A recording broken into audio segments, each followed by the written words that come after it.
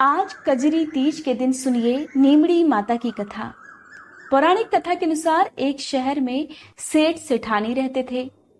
सेठ जी बहुत ही धनवान थे, लेकिन उनका कोई भी पुत्र नहीं था। तब एक बार किसी ने सेठानी को भादों की बड़ी तीज का व्रत करने के लिए कहा।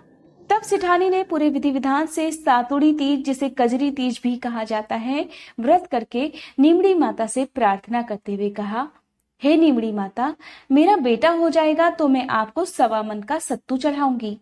इस प्रकार श्रद्धा पूर्वक किए गए कजरी तीज के व्रत के प्रभाव से सेठानी को 9वें महीने पुत्र का आशीर्वाद प्राप्त हो गया। लेकिन सेठानी ने 1.25 मन का सत्तू नीमड़ी माता को नहीं चढ़ाया। धीरे धीरे समय बीतता रहा और सेठानी 7 बेटों की मां बन गई। लेकिन सेठानी सत्तू चढ़ाना भूल गई। पहले बेटे का विवाह हो गया। सुहाग रात के दिन जब सोया तो आधी रात को सांप ने उसे डस लिया और उसकी रात में ही मृत्यु हो गई। इस तरह उसके 6 बेटों की विवाह के बाद मृत्यु होती चली गई। जब 7वें बेटे की सगाई का समय आया तब सेठ सेठानी डर गए कि कहीं ऐसा ना हो उसका विवाह होने के बाद उसका 7वां बेटा भी मर जाए। तब गांव वालों के बहुत समझाने पर और बहुत कहने पर सेठ सेठानी अपने 7वें बेटे के विवाह के लिए तैयार हो गए। तब सेठानी ने कहा, गांव वाले तो मानते नहीं हैं, एक काम करते हैं, इसकी सगाई दूर देश में कर देते हैं। इस प्रकार सेठ जी सगाई करने के लिए घर से चले और बहुत दूर एक गांव में पहुंच गए। वहां 4-5 लड़कियां खेल खेल रही थी, जो कि मिट्टी का घर बनाकर बार बार तोड़ रही थी। उन लड़कियों में एक लड़की ऐसी भी थी जो अपना घर बनाकर तोड़ती नहीं थी। उसने कहा, मैं तो अपना घर नहीं तोड़ूंगी, इस घर को बनाने में मुझे बहुत मेहनत लगी है। सेठ जी उन लड़कियों की बातें सुन रहे थे। तब उन्हें वो लड़की समझदार लगी। खेलकर जब वो लड़की वापस अपने घर जाने लगी तो सेठ जी भी पीछे पीछे उसके घर पहुंच गए। सेठ जी ने लड़की के माता पिता से बात करके अपने लड़के की सगाई और विवाह की बात पक्की कर दी। घर वापस आकर सेठ जी ने विवाह की खूब धूमधाम से तैयारी की और फिर बेटे की बारात लेकर चले गए। इस प्रकार बेटे की शादी संपन्न करवा दी। इस तरह 7वें बेटे का विवाह भी हो गया। बारात विदा हुई।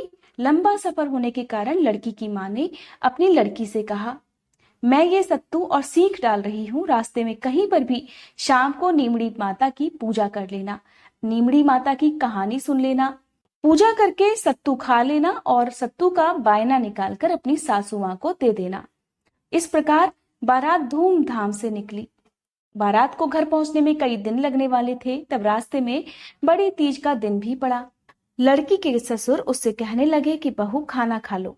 तब बहू कहने लगी, पिताजी आज मेरा तीज का उपवास है, शाम को नीमड़ी माता की पूजा करके और नीमड़ी माता की कहानी सुनकर ही मैं भोजन करूंगी। एक कुएं के पास नीमड़ी यानी कि नीम नजर आई तो सेठ जी ने गाड़ी रोक दी। बहू नीमड़ी माता की पूजा करने लगी तो नीमड़ी माता पीछे हट गई। बहू ने पूछा, हे माता, आप पीछे क्यों हट रही हो? इस पर नीमड़ी माता कहने लगी, तेरी सास ने कहा था पहला पुत्र होने पर 1.25 मन सत्तू चढ़ाऊंगी और 7 बेटे होने के बाद उनका विवाह हो जाने के बाद भी उसने अभी तक सत्तू नहीं चढ़ाया। वो अपना किया हुआ वचन भूल चुकी है। नीमड़ी माता की बात सुनकर बहू कहने लगी, हे माता, हमारे परिवार की भूल को क्षमा कर दीजिए, मैं सत्तू चढ़ाऊंगी। कृपया करके मेरे सारे जेठ जी को भी वापस कर दीजिए और मुझे अपनी पूजा कर लेने दीजिए। इस प्रकार नीमड़ी माता नववधु की भक्ति और श्रद्धा देखकर प्रसन्न हो गई। तब बहू ने नीमड़ी माता की पूजा की और चंद्र देवता को अर्घ्य दिया। थोड़ा सत्तू खुद खाया और थोड़ा सत्तू अपनी सास को बायने के रूप में निकाल कर रख दिया। सुबह होने पर बारात अपने नगर पहुंच चुकी थी। जैसे ही बहू ने ससुराल में प्रवेश किया, उसके 6 जेठ वहां पर प्रकट हो गए। सभी बड़े खुश हुए और उन सभी को गाजे बाजे से धूमधाम के साथ घर में लिवा लाए। तब सास बहू के पैर पकड़कर उसका धन्यवाद करने लगी तो बहू कहने लगी, सासू जी, आप ये क्या करती हो? जो बोलवा करी है उसे याद कीजिए। सासू कहने लगी, मुझे तो याद नहीं, तुम ही बता दो। तब बहू कहने लगी, माँ जी, आपने नीमड़ी माता को 1.25 मन सत्तू चढ़ाने के लिए कहा था और आपने अपना वचन तो निभाया नहीं। तब सासू माँ को अपने वचन की याद आई। 12 महीने बाद जब कजली तीज का व्रत आया तब सभी ने मिलकर 1.25 मन सत्तू तीज माता को चढ़ाया। श्रद्धा और भक्तिभाव से गाजे बाजे के साथ नीमड़ी माता की पूजा की और अपना दिया हुआ वचन निभाया।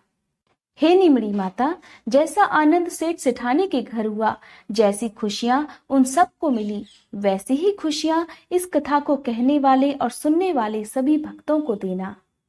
बोलो नीमड़ी माता की जय। यह थी कजरी तीज के दिन सुनी जाने वाली नीमड़ी माता की कथा। अगर आज की ये वीडियो आपको पसंद आई हो तो वीडियो को लाइक करके कमेंट बॉक्स में नीमड़ी माता की जय लिखने के साथ साथ मेरे चैनल को सब्सक्राइब करना मत भूलिएगा।